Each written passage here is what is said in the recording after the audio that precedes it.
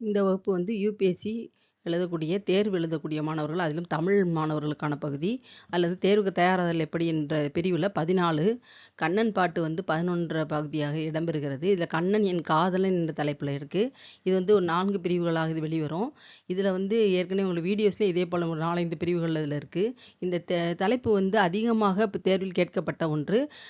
காதலனாகவும் காதலியாகவும் உள்ள படிநிலைகளை விளக்குன்னு சொல்லியிருப்பாங்க. இந்த பகுதியில் காதலியுடைய மன உணர்வுகள், ஓமை வழியாக தலைவி கூறுகின்ற கூற்றுகள், கண்முன் கண்ணனை கண்டபோது அவளுடைய நிலை என்ன, பொதுவாக இந்த பகுதியினுடைய தொகுப்பு, இது எல்லாமே இந்த செய்தியில் இடம்பெறுகிறது. இதற்கான லிங்க்கும் நம்ம அதை கொடுத்துறோம். இந்த பிரிவுகளில் உள்ள 5 பிரிவுகளாக அதில் பிரித்து உள்ளே சொல்லப்பட்டிருக்க செய்தி வந்து கண்ணனை காதலனாக கண்டபோது தலைவனுடைய மனநிலைகள், அவளுடைய காதலில் ஏற்படுகின்ற பிரிவு, பிறகு அவளுடைய மன மகிழ்ச்சி, கனவில் கண்ட கணவன் காதலன் வந்து கண்ணன் தான் என்று அறிந்தவுடன் ஏற்படுகின்ற ஒரு விந்தையான ஒரு உணர்வு. அதுக்கப்புறம் அவளுடைய ஓமை எப்படி இருக்கு, தூண்டிலின் புழுவைப் போல, தீபச்சுடரைப் போல, கிளியினைப் போல அவள் மிகவும் வருந்திய நிலைகள்.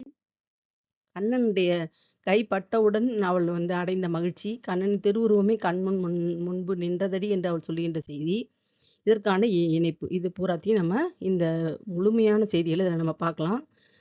தொடர்ந்து நம்ம கண்ணனுடைய காதலனை படிச்சுட்டே வருவோம்.